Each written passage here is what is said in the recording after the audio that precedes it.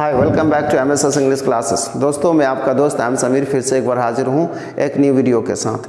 दोस्तों, आज की क्लास में मैं बात करने वाला हूँ टाइप्स ऑफ सेंटेंसेस पर, कि सेंटेंसेस कितने प्रकार के होते हैं और उन सभी प्रकार को वन बाय वन हम लोग जानने की कोशिश करेंगे। आज केवल दो ही प्रकार के सेंटेंस पे बात करेंगे, एक असर्टिव सेंटेंस और दूसरा होगा इंटरोगेटिव सेंटेंस। और ये दोनों प्रकार के सेंटेंस पे बात करने के लिए मैं पहले एक सेंटेंस लूँगा और उसी सेंटेंस पर डिस्कस करते हुए मैं समझता हूँ कि वो दोनों प्रकार के सेंटेंस हम लोग सीख जाएंगे।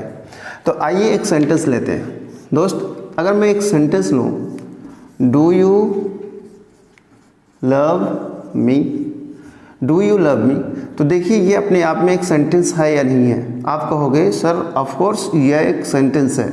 क्यों ये सेंटेंस है? सेंटेंस इसलिए है क्योंकि एक से अधिक शब्दों का प्रयोग हुआ है आपस में और इसका एक मीनिंग है। और मैंने यही कहा था कि सेंटेंस वैसे शब्दों के ग्रुप को कहते हैं जिसका एक अर्थ हो, जिसका एक मीनिंग हो। तो इसका एक अपना अर्थ है, एक मीनिंग है। जैसे डू यू लव मी, क्या तुम मुझसे प्यार करते हो, क्या तुम मुझे पसंद करते हो, क्या मैं तुम्हें अच्छा लगता हूँ, ये इसका मीनिंग है। जब इसका मीनिंग है तो ये हमारा अपने आप में एक सेंटेंस हुआ। दोस्त, अगर ये सेंटेंस है तो ज़रा बताइए, क्या इस सेंटेंस से आपको क्वेश्चन का फीलिंग नहीं हो रहा है?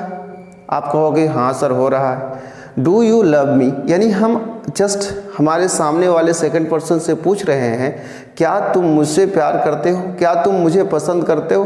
तो कहीं ना कहीं एक क्वेश्चन है। यही तो कारण है जो मैंने क्वेश्चन मार्क लगाया है। दोस्तों, यदि किसी भी सेंटेंस से क्वेश्चन का फीलिंग हो रहा हो तो उस सेंटेंस के अंत में क्वेश्चन मार्क का होना बहुत ही इम्पॉर्टेंट है। यदि आपने क्वेश्चन मार्क नहीं लगाया तो वो अपने आप में गलत सेंटेंस माना जाएगा, क्योंकि आपने क्वेश्चन मार्क को नहीं दिया है। तो क्वेश्चन मार्क देना बहुत जरूरी। अब जरा देखिए, ये सेंटेंस से क्या चीज़ की फीलिंग हो रहा है? क्वेश्चन का। यानी इस सेंटेंस से क्वेश्चन का पता चल रहा है कि किसी से क्वेश्चन किया जा रहा है। यदि इससे क्वेश्चन किया जा रहा है तो क्वेश्चन करने का मतलब क्या होता है? यानी पूछताछ किया जा रहा है, कहीं ना कहीं पूछा जा रहा है कि क्या तुम मुझे पसंद करते हो या नहीं करते हो।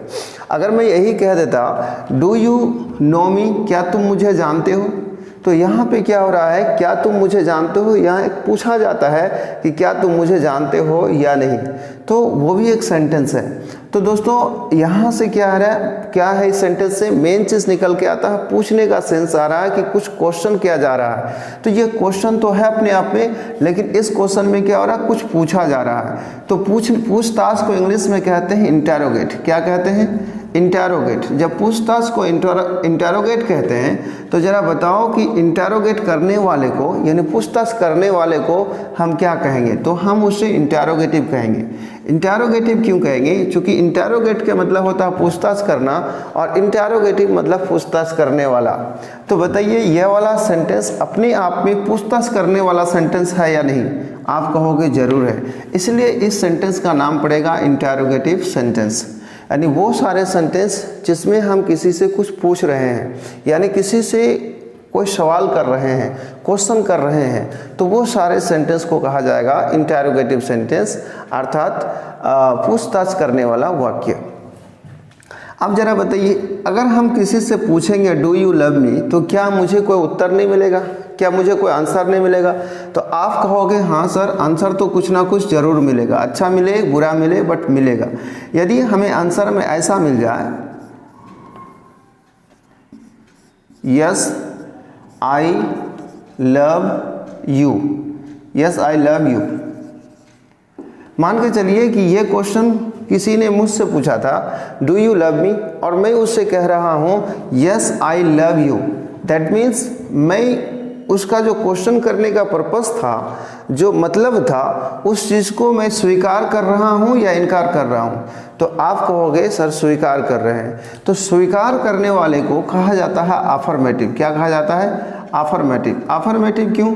एक्चुअल में ये वर्ड अफर्मेट का मतलब होता है स्वीकार करना और अफर्मेटिव का मतलब होता है स्वीकार करने वाला सकारात्मक। इसी को हम कह सकते हैं पॉजिटिव। क्या कह सकते हैं? पॉजिटिव। तो ये हमारा पॉजिटिव भी है, अर्थात इसे अफर्मेटिव या पॉजिटिव सेंटेंस कहेंगे। और अफर्मेटिव या पॉजिटिव सेंटेंस क्यों कहेंगे?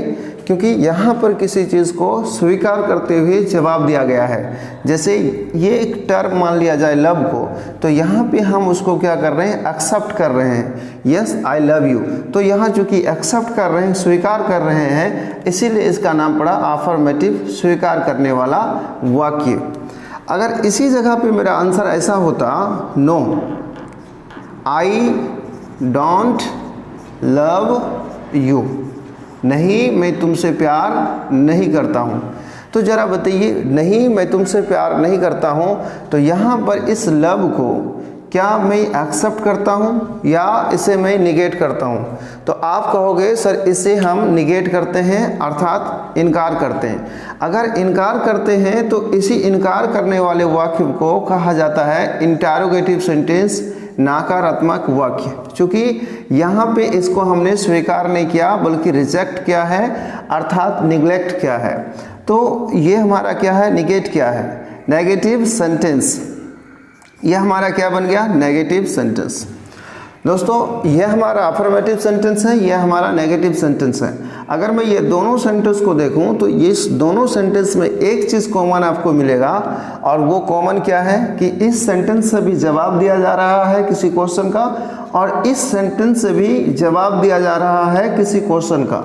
तो कहीं ना कहीं ये दोनों सेंटेंस का प्रयोग क्वेश्चन का आंसर करने के लिए किया गया है, इसीलिए ये दोनों सेंटेंस को कहा जाएगा असर्टिव सेंटेंस।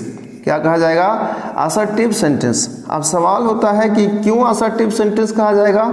क्योंकि असर्ट का मतलब होता है बयान देना, राय रखना, कुछ कहना, अर्थात किसी का उत्तर में। अब कुछ कहेगा बंदा तो कब कहेगा, जब उससे कुछ पूछा जाएगा, क्वेश्चन किया जाएगा तभी ना कहेगा, इसीलिए इसका नाम पड़ गया असर्टिव सेंटेंस। तो असर्टिव सेंटेंस का मेन पर्पस होता है जवाब देना, अर्थात आंसर करना। तो यहाँ पे हम क्या कर रहे हैं, ये दोनों सेंटेंस का प्रयोग इस क्वेश्चन का जवाब देने के लिए किया गया है, इसीलिए इन दोनों सेंटेंस को हम क्या कहेंगे, असर्टिव सेंटेंस। दोस्तों एक चीज़ अगर मैं और आपसे कहूँ, मान लीजिए कि डू यू लव मी, आपसे किसी ने पूछा डू यू लव मी और आपने जवाब दे दिया यस आई लव यू, तो ये बंदा पूछने वाला मोनू हो या मोनी हो, ये अपने आप में खुश हो जाएगा, होगा कि नहीं, बोलोगे हाँ। ये अपने आप में खुश हो जाएगा। जब ये अपने आप में खुश हो जाएगा तो हो सकता है आगे कोई क्वेश्चन ना करे। लेकिन यदि आपका आंसर ये वाला हो जाए no I don't love you, तो ये बंदा जो मोनी होगा या मोनू होगा, जो भी होगा, ये अपने आप में एक और क्वेश्चन करना चाहेगा, और वो अगला क्वेश्चन आपसे क्या कर देगा, why do you love me, why do you love me. अब देखिए वो रीज़न पूछ लिया है कि अगर तुम मुझसे प्यार नहीं करते हो तो क्यों नहीं, मैं कलवा हूँ इसलिए, या मैं गरीब हूँ इसलिए, क्या कारण है, या मैं शराबी हूँ इसलिए। तो एक रीज़न पूछ रहा है, वाई डू यू, वाई यहाँ पे नट लग जाएगा,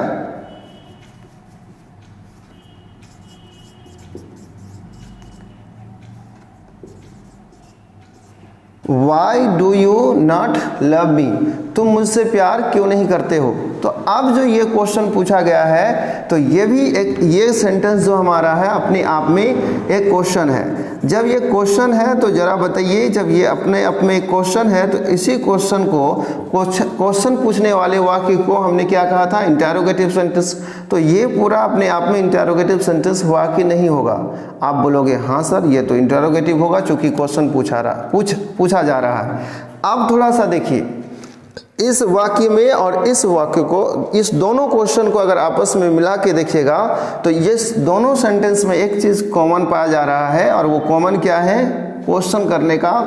इसमें भी क्वेश्चन किया जा रहा है, इसमें भी क्वेश्चन किया जा रहा है, इसलिए इस सेंटेंस को भी इंटरोगेटिव सेंटेंस कहा जाएगा और इस सेंटेंस को भी इंटरोगेटिव सेंटेंस कहा जाएगा, क्योंकि दोनों सेंटेंस से क्वेश्चन किया जा रहा है।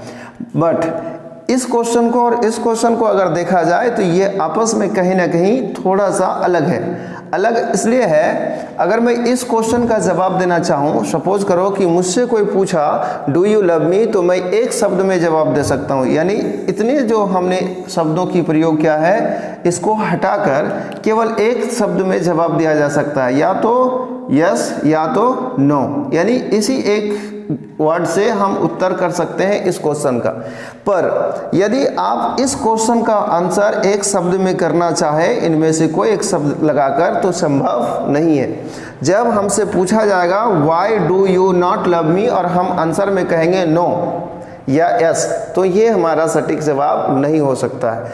तब इस क्वेश्चन का जवाब आपको देने के लिए क्या करना होगा, एक रीजन के साथ जवाब देना होगा कि चूंकि तुम कलवा हो या तुम पागल हो, कुछ भी आप कह सकते हैं, तुम अच्छे नहीं हो, तो एक रीजन देना होगा। आप कहोगे because you are not good, और जब कहोगे यू आर नॉट गुड तो वो अपने आप में क्या सेंटेंस होगा, नेगेटिव सेंटेंस होगा।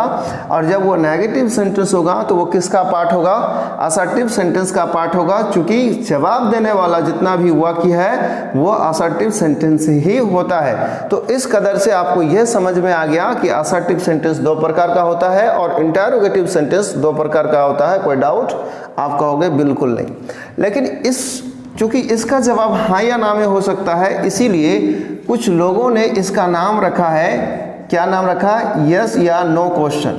तो आज आपको ये क्लियर समझ में आ गया होगा यस या नो क्वेश्चन इसे हम क्यों कहते हैं। और चूंकि इस क्वेश्चन का जवाब एक शब्द में नहीं होता है और एक शब्द में जवाब नहीं हो रहा है, इसका कारण केवल यही वर्ड बना हुआ है, वाई। अगर वाई को हटा देंगे तो फिर एक शब्द में बाकी का जो क्वेश्चन बचेगा उसका जवाब एक ही शब्द में हो जाएगा। बट ये वाई जो है यही एक कारण बना हुआ है, यही एक टर्म बना हुआ है जो इस क्वेश्चन का जवाब एक शब्द में नहीं होने दे रहा है। इसीलिए इस शब्द को कहा गया है टर्म। क्या कहा गया है? टर्म। और इसी शब्द को लेकर इसका एक नाम रखा गया है WH क्वेश्चन। WH क्वेश्चन इसको क्यों कहा गया? क्योंकि इसके अंदर यहाँ पे जो भी एक टर्म आएगा क्वेश्चन करने के लिए, जो भी एक क्वेश्चन वर्ड आएगा, उस क्वेश्चन वर्ड में WH होगा ही होगा। यानी क्वेश्चन करने वाले जितने भी वर्ड्स हैं उन वर्ड में WH होता है, इसीलिए इसको कहा गया है WH क्वेश्चन। बिल्कुल इसका और इसको, ये दोनों का आपस में थोड़ा अलग करने के लिए ही अलग अलग नाम रख दिया गया है। तो मैं समझता हूँ कि ये सारा खेल आप समझ चुके हैं कि ये सेंटेंस क्यों अलग अलग सेंटेंस का नाम रखना पड़ा और अलग अलग सेंटेंस का नाम क्यों रखा गया, क्योंकि इन सभी का अलग अलग काम है। तो चलिए दोस्त, इस समय मिटाता हूं और एक बार आपको फ्रेश करके असर्टिव सेंटेंस का स्ट्रक्चर क्या है और इंटरोगेटिव सेंटेंस का स्ट्रक्चर क्या है और इसके आप किस तरह से यूज कर सकते हैं उस पर बात करेंगे। पर यहाँ पे मैं चाहूँगा कि थोड़ा सा आपको प्रैक्टिस कराऊँ 2-4 सेंटेंस पर। दोस्त, आज के बाद यदि आप इंग्लिश बोलना चाहते हैं, किसी भी दोस्त के साथ बातचीत करना चाहते हैं, आसानी से कर सकते हैं। यदि आप अपने दोस्त से पूछना चाहते हैं क्या तुम क्रिकेट खेलते हो, तो उससे पूछिए डू यू प्ले फुटबॉल या cricket, do you play cricket. वो अगर कहेगा हाँ मैं खेलता हूँ तो कहेगा यस आई प्ले क्रिकेट। यहाँ पे देखिए लव था तो लव लिखे हैं, प्ले होगा तो प्ले लिखेंगे, वांट होगा तो वांट लिखेंगे, जो शब्द यहाँ बीट होगा तो बीट लिखेंगे, कुक होगा तो कुक लिखेंगे, जो शब्द यहाँ होगा बिल्कुल उसी शब्द को यहाँ लाके खड़ा कर देना है। केवल होगा क्या कि इस यू को आप किस में बदल देना है, आई में, और इस मी को आप किस में बदल देना है, यू में। और यहाँ पे एक टर्म लगा सकते हैं और ये नहीं भी लगा रहे हैं तो आप सिंपल कह सकते हैं आई प्ले क्रिकेट, या तो आप इसको हटा सकते हैं और सिंपल कह सकते हैं यस या नो में जवाब दे सकते हैं। तो इस प्रकार से कुछ भी आपसे क्वेश्चन पूछा जा सकता है, आप जवाब दे सकते हैं। जैसे आपसे किसी ने पूछा डू यू रीड न्यूज़पेपर, तो आप कहो yes I read newspaper. Do you help the poor, अगर आप मदद करते हैं तो बोलिए yes I help the poor, नहीं तो कहिए no I don't help the poor. आपके लिए अंग्रेजी बोलना बेहद आसान है, इस चीज़ को समझिए। आसान और होगा, अभी देखते हैं, इसको मिटा दें। चलिए अब दोस्तों यहाँ समझिए, मैंने लिखा असर्टिव सेंटेंस, असर्टिव सेंटेंस। तो असर्टिव सेंटेंस का जो पहला भाग है जिसे हम कहते हैं अफर्मेटिव सेंटेंस, अफर्मेटिव या पॉजिटिव सेंटेंस। आप देखिए, आपको हम पहले ही समझा चुके हैं असर्टिव सेंटेंस किससे कहते हैं। असर्टिव सेंटेंस का रियल मतलब क्या है, आंसर करना, अर्थात जवाब देने के लिए इसका क्वेश्चन, इस सेंटेंस का प्रयोग किया जाता है। तो अफर्मेटिव या पॉजिटिव सेंटेंस जो होगा दोस्त, इसका रूल होगा, अगर मैं रूल की बात करूं तो क्या होगा, सबसे पहले आएगा सब्जेक्ट, और सब्जेक्ट के बाद हो सकता है कि डायरेक्ट मेन वर्ब आए, डायरेक्ट मेन वर्ब आए, या तो helping verb plus main verb आए। इस चीज़ को समझिएगा, सब्जेक्ट के बाद तुरंत मेन वर्ब आ सकता है, या तो helping verb plus main verb आएगा। वैसी क्रिया जो टाइम बताने में असमर्थ है उसके साथ हेल्पिंग वर्ब लग के आएगा, और वैसी क्रिया जो स्वयं अपना टाइम बता सकता है उसके साथ कोई हेल्पिंग वर्ब नहीं होगा। जैसे में अगर मैं कहूँ शी कुक्स फूड, शी कुक्स फूड, यहाँ पे कोई हेल्पिंग वर्ब का प्रयोग नहीं होगा, क्योंकि कुक्स हमारा यहाँ पे और 5 है जो अपने आप में टाइम भी बताता है, प्रेजेंट टाइम, और प्रेजेंट की हैबिट को भी बताता है, तो इसके साथ कोई हेल्पिंग वर्ब की आवश्यकता नहीं है।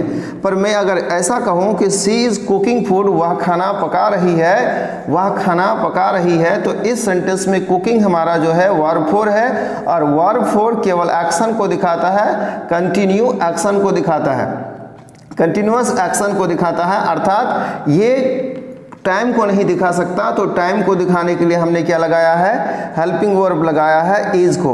अगर इसी इज को हटा के मैं वाज लिख दूं तो क्या हो जाएगा, शी वाज कुकिंग फूड, वह खाना पका रही थी, पास्ट की बात होगा। अगर इसी को हटा के विल बी कह दे तो क्या हो जाएगा, she will be cooking food, वह खाना पका रही होगी। दैट मीन्स ये हेल्पिंग वर्ब का काम जो है वो समय को बताने के लिए है। अगर यहाँ वर्ब ऑन, वर्ब 5 और वर्ब 2 का प्रयोग हुआ हो तो कोई हेल्पिंग वर्ब का प्रयोग नहीं होगा। उसको छोड़कर यदि अन्य रूप से आया हो कोई भी वर्ब तो वो हमारा हेल्पिंग वर्ब के साथ आएगा। इस चीज़ को आप समझ सकते हैं। चलिए, तो क्या मैं इसे मिटा दूं? बेशक। तो आइए अब इसके बाद हमारा क्या आ जाएगा, कोई एक ऑब्जेक्ट आ जाएगा। तो ये हमारा किसका रूल है, तो ये असर्टिव सेंटेंस का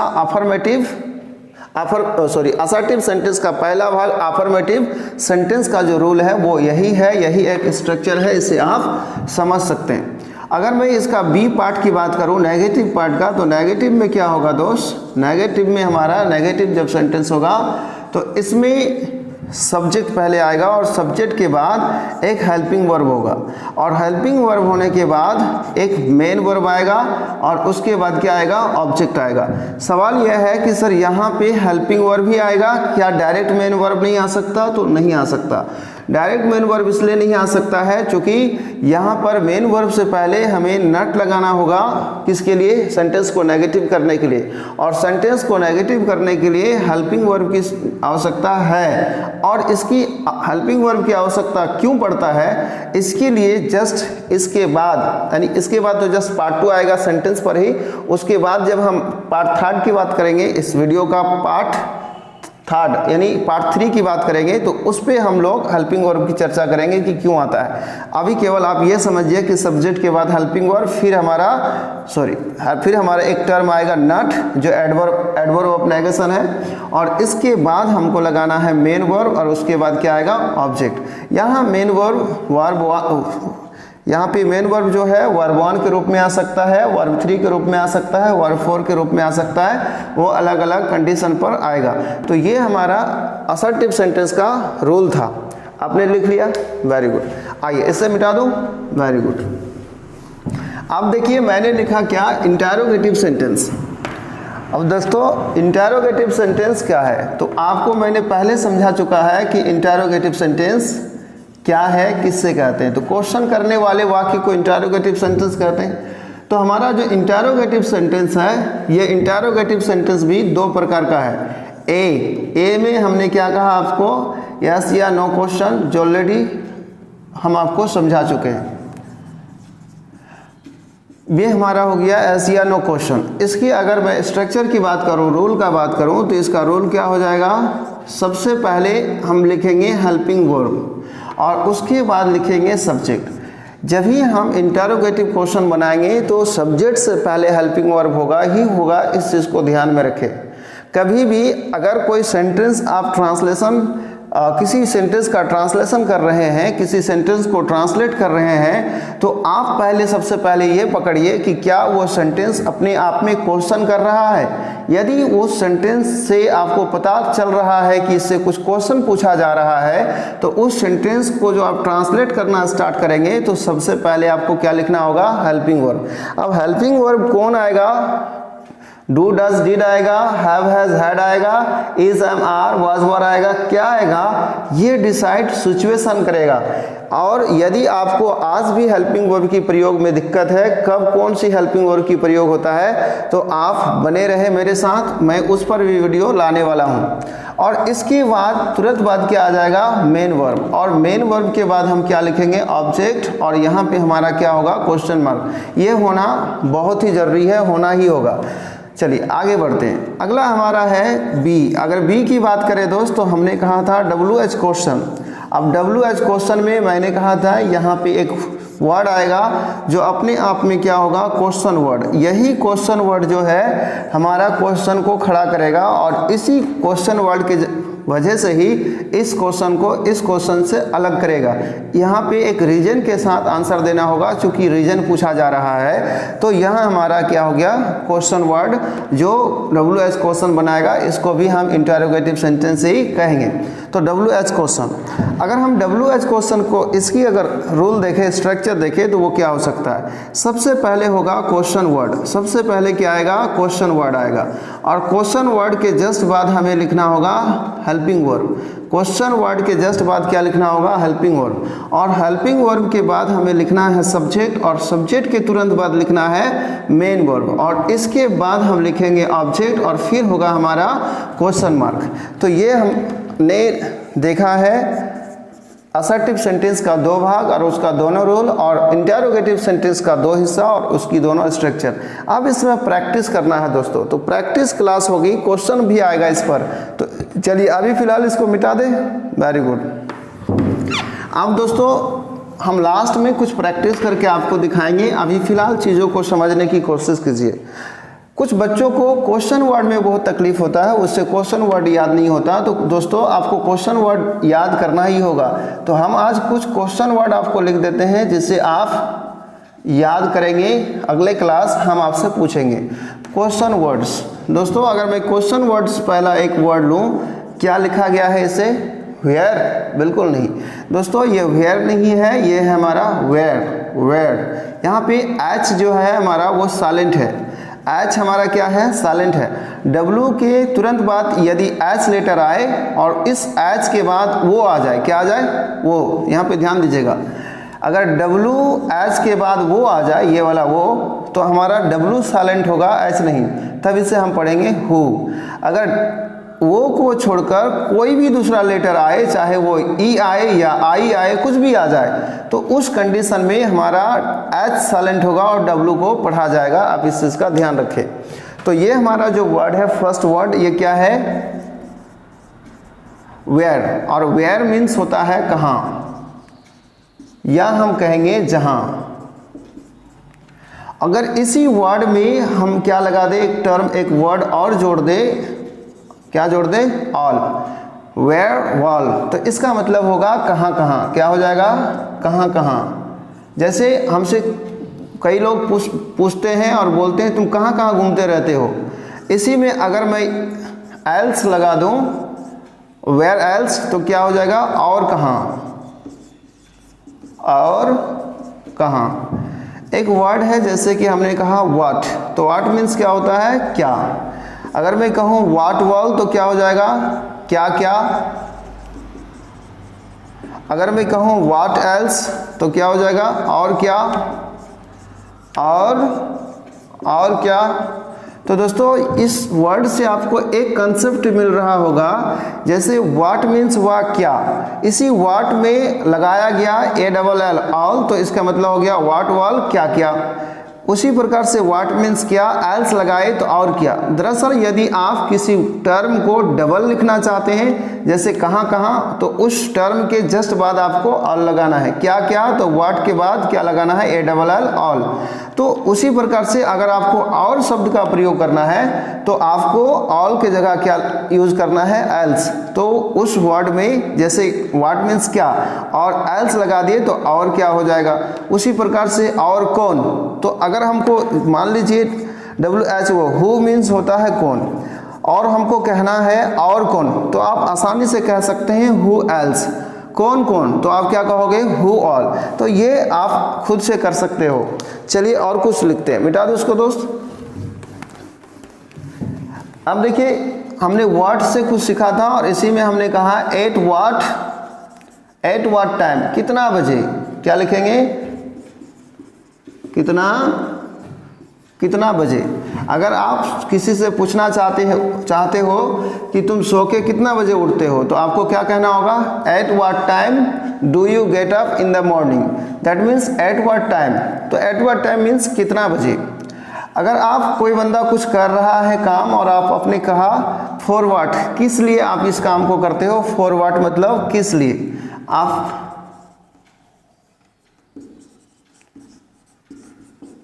फॉर व्हाट किस लिए। अगर मैं आपसे कहूं अगला वाला हाउ मीन्स कैसे। अब हाउ ऑल मीन्स कैसे कैसे, हाउ एल्स और कैसे। अगर मैं कहूं हाउ मच या हाउ मैनी, तो ये दोनों का मतलब होता है कितना। फर्क ये है कि ये काउंटेबल नाउन के पहले आएगा और ये अनकाउंटेबल नाउन के पहले आएगा। अगर मैं आपसे कहूँ हाउ मैनी टाइम्स, कितना बार, क्या हो जाएगा, कितना बार, हाउ मैनी टाइम्स कितना बार। बिठा दूं। अब देखिए अगला, इसी प्रकार से अगर मैं आपसे कहूँ होम, तो ये होम मतलब किसको या जिसको, किसको या जिसको। विद होम किसके साथ, विद होम किसके, विद होम किसके साथ। फॉर होम किसके लिए, किसके लिए। बोलते ना तुम किसके लिए काम करते हो, तो फॉर होम वहाँ एक टर्म के रूप में पहले यूज करना, उसके बाद ही हेल्पिंग वर्ब का प्रयोग करना है। तो इस प्रकार के दोस्त कई टर्म हैं जो आपको बहुत इंपॉर्टेंट है, आपको याद करना होगा क्वेश्चन वर्ड को। यदि आपके पास क्वेश्चन वर्ड नहीं है तो आप सामने वाले से क्वेश्चन नहीं कर पाएंगे, और जब तक आप क्वेश्चन नहीं कर पाएंगे तो कन्वर्सेशन जो है वो आगे नहीं बढ़ेगा। दूसरी बात, जब वो आपसे कोई क्वेश्चन करेगा, अगर आप इस वर्ड का मीनिंग नहीं जानते हैं तो आप वहाँ पे अपने आप को क्या करोगे, रोक दोगे, आप नहीं समझ पाओगे। इसलिए आपको क्वेश्चन वर्ड्स जानना बहुत ज़रूरी है। दोस्तों आज के क्लास यहीं तक, लेकिन इस आप बोलोगे सर कुछ तो बताइए, तो आपको मैंने सीधा सीधी बताए, आप सीधा समझने की प्रयास करो। जैसे ही आपसे किसी ने पूछा do you read newspaper, do you read newspaper, तो यहाँ पे वो क्या हेल्पिंग वर्ब क्या चीज़ का प्रयोग कर रहा है, डू। अर्थात डू का प्रयोग जैसे ही करेगा तो आप इसका आंसर देते हुए अगर आप कहते हो कि हाँ मैं न्यूज़पेपर पढ़ता हूँ, तो कहेंगे आई रीड न्यूज़पेपर, आई रीड न्यूज़पेपर, आई रीड न्यूज़पेपर। यहाँ पे दोस्त समझिएगा, यहाँ पे अगर डू हो, डज हो या डिड, यदि कोई बंदा आपको डू डज डिड से क्वेश्चन क्या होगा, इंटरोगेटिव कैसी क्वेश्चन की बात कर रहे हैं, यदि डू डज डिड से क्वेश्चन क्या है तो आप क्या कीजिए, इस डू डज डिड को बिल्कुल हटाइए और आंसर देते हुए यू को आई में बदल दीजिए, और बाकी जो भी यहाँ पे वो टर्म जिस वर्ड का भी प्रयोग किया है, यहाँ तक कि यदि आप उस वर्ड का मीनिंग भी नहीं जानते हैं, केवल आपको फीलिंग समझ में आ गया है कि क्या पूछ रहा है, तो आप उसी वर्ड का प्रयोग यहाँ पे कीजिए, और जिस ऑब्जेक्ट का उसने प्रयोग किया है आप सेम कीजिए। देखिए तो खाली यू को आई में बदल दिए, बाकी सब सेम है, आई रीड न्यूज़पेपर। अगर आप इसको इनकार करना चाहते हैं तो ये जो भी शब्द है उसके साथ क्या करेंगे आप, उसके साथ आप क्या करेंगे, जैसे आई डोंट रीड न्यूज़पेपर, तो अब नहीं पढ़ते हैं तो हम लोग क्या करेंगे, देखिए कैसे इसको बनाए समझिएगा।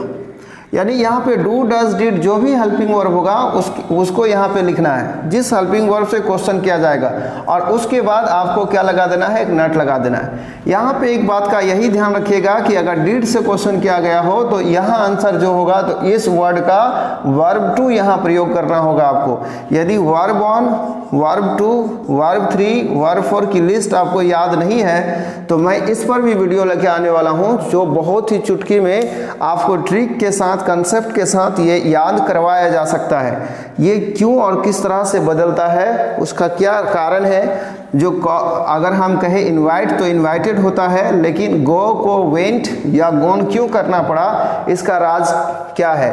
गो को क्यों नहीं गोड कह दिया गया, तो कई चीज़ें हैं जो जिस पर हम जिस पर बात करेंगे आपके साथ। इस पर इसी लेवल में अगर यहाँ पे उसको छोड़ के इज एम आर से क्वेश्चन किया जाता, is am are, was were या विल पहले आएगा और इसके बाद हमारा सब्जेक्ट आ जाए। अगर यहाँ दो हेल्पिंग वर्ब एक साथ हो तो हम सब्जेक्ट से ठीक पहले एक ही हेल्पिंग वर्ब लिखेंगे, एक को सब्जेक्ट के बाद कर देते हैं। इसके बाद हमारा क्या होगा दोस्त, helping verb is am are हो, वाज वर हो, तो इसके बाद तो हमें लिखना होगा, क्या लिखना होगा, वर्ब 4 लिखना होगा, चूंकि इज एम आर किसके साथ आता है, वर्ब 4 के साथ आता है। उसके बाद ऑब्जेक्ट, केवल यहाँ विल, फ्यूचर की अगर बात करें तो यहाँ विल होगा, तो यहाँ सब्जेक्ट के बाद बी होगा। तो हम क्या लिखेंगे, जैसे हमसे किसी ने पूछा are you going to Patna, are you going to Patna today, क्या आज तुम पटना जा रहे हो। अगर आप जा रहे हो तो कह दो yes I am going to Patna today.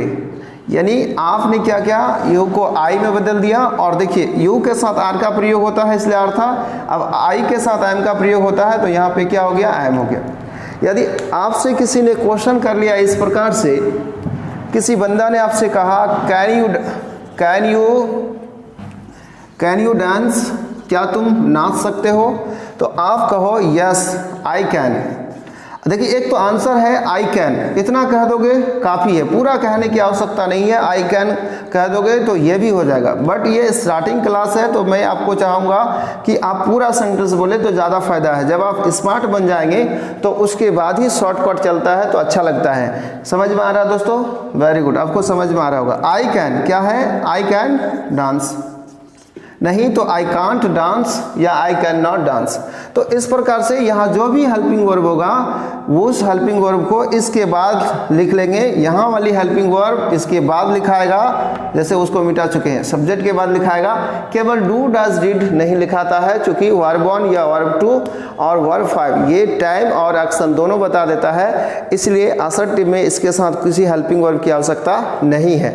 तो वो वर्ब 1, वर्ब 2, वर्ब 5 टाइम और एक्शन दोनों कैसे बता देता है, इस पर मैंने टेंस का एक वीडियो बना रखा है। मैं चाहूँगा कि आप उस वीडियो को भी देखें ताकि इसकी पूरी खेल को समझ सके। दोस्तों यदि आप अंग्रेजी को रट रहे हैं तो बहुत बड़ा भूल कर रहे हैं। मैं समझता हूँ कि मैथमेटिक्स से भी ज़्यादा इंटरेस्टिंग सब्जेक्ट अगर कुछ है तो वो इंग्लिश है। ये बहुत ही लॉजिकल भाषा है, इसमें कंसेप्ट है, अगर उस कंसेप्ट को आप समझना चाहे तो रट्टा कुछ नहीं मारना है, हर एक शब्द के पीछे कारण है, कुछ तो रीज़न है कि यह शब्द क्यों हुआ और कैसे हुआ। उन सारे रीज़न से मैं आपको पहचान करवाऊंगा, मैं उस पर बात करूंगा। थोड़ा सा दिक्कत है दोस्त कि वीडियो का क्वालिटी उतना अच्छा नहीं बन पाता है, चूँकि मेरे पास उतना चीज़ों का साधन नहीं है। तो आप थोड़ा सा देखिए, इसको मन लगा के देखिए, आपको फ़ायदा करेगा। धीरे धीरे मैं कोशिश करूंगा कि क्वालिटी को बढ़ाया जाए। हाँ, पढ़ाई की क्वालिटी में कोई दाग नहीं हो सकता, वीडियो की क्वालिटी में दाग हो सकता है। दोस्तों यदि आपको ये वीडियो पसंद आया हो, यदि आपको कुछ इस वीडियो को देखने के बाद आप में कोई भी परिवर्तन आया हो आपकी सोच में या नॉलेज में, तो अगर आप चाहते हैं कि ऐसी ही परिवर्तन हमारे किसी अन्य भाई के पास भी जाना चाहिए हमारा और भाई है जिसको परिवर्तन होना चाहिए और उसको इसी प्रकार की समस्या है जिस वजह से आगे नहीं बढ़ रहा है, ग्रोथ में नहीं है, तो इस वीडियो को वहाँ तक भेजिए, आप दोस्तों तक शेयर करें ताकि वो भी फ़ायदा उठा सके। जय हिंद दोस्तों, फिर एक मिलेंगे किसी दूसरे वीडियो के साथ। धन्यवाद।